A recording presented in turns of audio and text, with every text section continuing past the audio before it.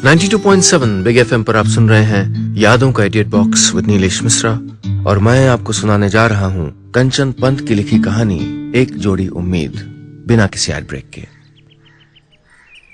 सुबह से शिवानी की बाईं आंख फड़क रही थी। हो न हो कुछ बुरा होने वाला है। बड़बड़ाते हुए उसने चाय का ग्लास मेज पे करीब करीब पटका। ये लो जी, चाय पी लो, एक बार गर्म कर दिए, अब नहीं उठे तो दोबारा गर्म नहीं करूंगी। शेखर ने छोटी सी झपकी चुरा लेने के इरादे से तकिए में सर धंसाया ही था, लेकिन पत्नी के तेवर देख के नींद हवा हो गई। आज सुबह सुबह ही क्यों मुंह फुला है? शेखर ने अपनी आवाज को नरम बनाने की भरपूर कोशिश की। अरे मुझसे नहीं संभलती तुम्हारी गृहस्थी, सब अपने आप को राजा समझते हैं। शिवानी पर शेखर की मक्खनबाजी का कोई असर नहीं हुआ। क्या हुआ भाई, बताओ तो सही, शेखर ने फिर पूछा। नेहा के नखरे रोज बढ़ते जा रहे हैं। 2 टांके ही तो लगे हैं जूते में, कहती है फटे जूते नहीं पहनूंगी। डांट लगाई तब भी चप्पल पहनकर ही स्कूल चली गई। महारानी विक्टोरिया को तो हर महीने नए जूते चाहिए। शिवानी कहने को तो कह गई, लेकिन जानती थी कि 2 महीने से नेहा वही जूते पहन रही है। कई बार टांके लगने से जूते की हालत पतली हो चुकी है। पिछली बार मोची तक ने कह दिया था कि बहन जी अब ये जूते फेंक ही दो, आप सिलाई बैठ नहीं पाएगी। शेखर को उठाकर शिवानी उसका टिफिन तैयार करने में जुट गई, लेकिन नेहा का मायूस चेहरा आंखों के सामने बार बार मंडराता रहा। नेहा के जूतों की हालत देखकर शिवानी गोल चक्कर वाली दुकान में गई भी थी, लेकिन सबसे सस्ता जूता भी 200 रुपए से कम नहीं था। शेखर की तनख्वाह मिलने में अब भी 4 दिन थे और शिवानी के पास सिर्फ 300 रुपए बचे थे। शिवानी चाहकर भी उसके लिए जूता नहीं खरीद पाई। शेखर और शिवानी की जान नेहा में बसती थी। अपनी इकलौती औलाद की छोटी सी जरूरत पूरी न कर पाने की मजबूरी आंसू बनकर उसकी आंख से लुढ़क आई। शिवानी ने जल्दी से अपने आंसू पोंछे, कहीं शेखर देख न ले। सुनो, तुम नेहा के लिए जूते ले आना, कुछ रुपए तो होंगे ना? नाश्ता करते हुए शेखर बोला, अभी 4 दिन है तनख्वाह मिलने में, जूते कैसे ले आऊं? अच्छा आप चिंता मत करो, शिवानी बोली, नेहा बहाना बना लेगी कोई स्कूल में। शिवानी जानती थी कि नेहा को मनाने में उसको ज्यादा मेहनत नहीं करनी पड़ेगी।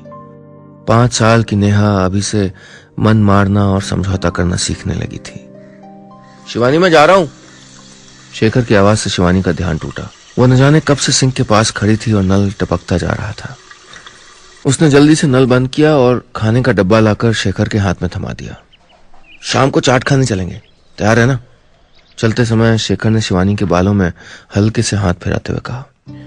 शिवानी को लगा जैसे उसकी सारी तकलीफ सोख ली एक लम्हे ने।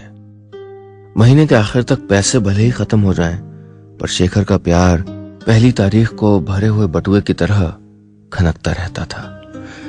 बस यही तो एक चीज थी जिसके लिए शिवानी ने अपना घर, अपना परिवार सब छोड़ दिया था। आप सुन रहे हैं यादों का edit box with Nilesh Mishra, सिर्फ 92.7 बिग एफएम पे। शेखर शिवानी का पड़ोसी था, दोस्त था। दोनों के रहन सहन में, परिवारों की हैसियत में जमीन आसमान का अंतर था। शेखर भला लड़का था, इसलिए जब तक वो शिवानी का दोस्त रहा, शिवानी के परिवार को उसमें कोई ऐब नहीं दिखा। पर एक दिन ये दोस्त शिवानी के लिए कुछ खास हो गया। दोनों के घर वालों को जब तक पता चलता, पूरे मोहल्ले में उनके इस खास रिश्ते के चर्चे होने लगे। मोहल्ले से उड़ते उड़ते उनके प्यार की खबरें शिवानी के पापा के कानों तक भी जा पहुंची थीं। कल तक शिवानी की हर इच्छा को सर माथे पर लेने वाले पापा उस दिन आपे से बाहर थे। तुम समझती क्या अपने आप को? इतना प्यार, इतनी छूट मिली हुई तुमको, तो जो मन में आए वो करोगी? पापा ने गुस्से में उबलते हुए कहा। पापा को ऐसे शिवानी ने कभी नहीं देखा था। एक पल को वो डर गई थी, लेकिन वो भी अपने पापा की ही बेटी थी। अड़ गई कि ना तो शेखर से मिलना छोड़ेगी, ना उससे प्यार करना। नहीं चाहती थी शिवानी शेखर से इस तरह भाग के शादी करना। पापा से चाहे लाख लड़ ले, पर उनसे बेइंतहा प्यार भी करती थी वो। लेकिन शेखर को छोड़ देना भी उसके अपने बस में नहीं था। वो दिन था और आज का दिन। न शिवानी ने कभी अपने माँ बाप को देखा, न शेखर कभी अपने परिवार से मिल पाया। प्रेम विवाह की दोनों को इतनी बड़ी सजा मिली थी। पेड़ ने अपनी शाख को खुद ही काट के फेंक दिया था और यह इंतजाम भी कर दिया था कि वो शाख फिर कभी पनप ही न पाए। शिवानी से शादी करने की सजा के तौर पर शेखर को परीक्षा देने से रोक दिया गया। जुर्म हालांकि कम अटेंडेंस होना बताया गया। शिवानी के मामा जी खुद कॉलेज के प्रॉक्टर थे, तो उनके लिए अटेंडेंस बदलवा देना बड़ा काम नहीं था। घर और कॉलेज दोनों से निकाल दिए जाने के बाद शेखर शिवानी को लेकर याद शहर आ गया। दोनों के मन में एक दूसरे के लिए भरोसा था, प्यार था, सम्मान था, पर गृहस्थी भी तो शुरू करनी थी। शिवानी ने अपना एकमात्र गहना, अपने गले में पड़ा मंगलसूत्र उतारकर शेखर के हाथ में रख दिया। शेखर कुछ पल तक शिवानी को देखता रहा, फिर मंगलसूत्र की जगह एक काला धागा उसके गले में डाल दिया।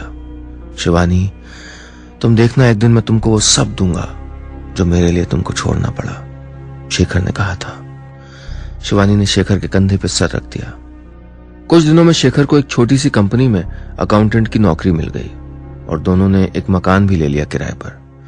उस छोटे से मोहल्ले में उनका 1.5 कमरे का मकान सपनों के महल जैसा नहीं था। पहली बार इस मोहल्ले में घुसने पर शिवानी को उबकाई सी आ गई थी। मोहल्ला क्या था, कबाड़ खाना था। हाँ, कबाड़ खाना ही था।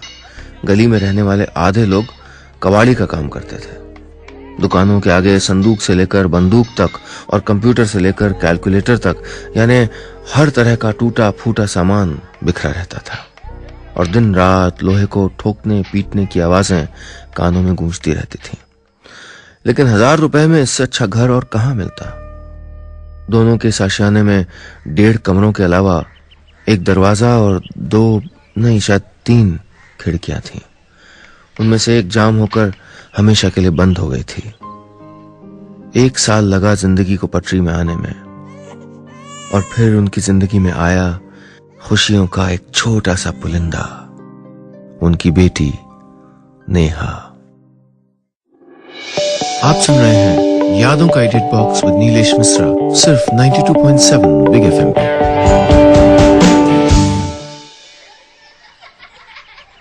शेखर और शिवानी की जिंदगी अब नेहा के इर्द गिर्द सिमट कर रह गई थी, पर माँ पापा की याद एक पल को भी शिवानी के दिल से नहीं निकली थी। उसने याद शहर में घर मिलते ही माँ को चिट्ठी लिखी थी, अपनी खैरियत की खबर दी थी, माफी मांगी थी, न जाने किस उम्मीद में अपना पता भी लिख दिया था। महीने बीते, फिर साल बीत गए, न जवाब आना था न आया। अब तो उसने उम्मीद करना भी छोड़ दिया था। पिछले 6 सालों में शेखर की तनख्वाह 3000 से बढ़कर 7000 हो गई थी। मोहल्ले के आखिरी छोर तक पक्की सड़क बन गई थी। कबाड़ के अलावा दूसरी छोटी मोटी दुकानें भी मोहल्ले में खुल गई थीं। गिरते संभलते शिवानी भी पक्की गृहस्थन बन चुकी थी। कहाँ हाथ खोलकर खर्च करना है, कहाँ बचत करनी है, क्या जरूरी है, किस चीज के बिना काम चल जाएगा, शिवानी ने सीख लिया था। अपनी छोटी सी दुनिया बसा ली थी उसने याद शहर में। पर आज सुबह से ही शिवानी उदास थी। उसने खुद को समझाने की बहुत कोशिश की, उदासी को परे झटकने की कोशिश की, पर नेहा का एक जोड़ी जूते मांगता हुआ उदास चेहरा धुंध की तरह उसको घेरे खड़ा था। एक ओर शिवानी के पापा की लाखों की दौलत थी और दूसरी ओर उसके पति की मुट्ठी भर कमाई, और बीच में थी नेहा। न नाते, न रिश्तेदार, न अच्छे कपड़े, न खिलौने। अपनी बच्ची के लिए ऐसे बचपन की कभी कामना नहीं की थी उसने। कितना दुख हुआ था नेहा को उस दिन जब उसको पता चला था कि वो कभी ननिहाल नहीं जा सकती। उस दिन नेहा स्कूल से लौटी तो बहुत खुश थी। उसका दोस्त पंकज अपने ननिहाल से लौटा था, सबके लिए चॉकलेट लाया था। तब से नेहा ननिहाल नाम के शहर जाने के लिए मचल रही थी। मम्मी, आपको पता है ननिहाल में एक नदी है, पंकज ने वहां बोटिंग भी की, और ना वहां बड़ा सा झूला है। नेहा ने अपनी बाहें फैलाकर उस बड़े से झूले की नाप बताने की कोशिश की। शिवानी बता नहीं पाई थी उसको कि ननिहाल कोई शहर नहीं, उसके अपने नाना नानी का घर है, उन नाना नानी का जिनके लिए शायद नेहा का अस्तित्व ही नहीं है। मम्मी, हम भी ननिहाल जाएंगे ना? नेहा ने शिवानी की साड़ी का पल्लू खींचते हुए कहा। शिवानी कुछ बोली नहीं, चुपचाप मटर छीलती रही। नेहा ने फिर उसका पल्लू खींचकर अपना सवाल याद दिलाया, और शिवानी ने गुस्से से भरी एक नजर नेहा पे डाली, और नेहा समझ गई कि उसके वंडर वर्ल्ड जाने या परी वाली सफेद ड्रेस खरीदने की बात की तरह ये बात भी मम्मी को पसंद नहीं आई थी। नेहा चुपचाप उठी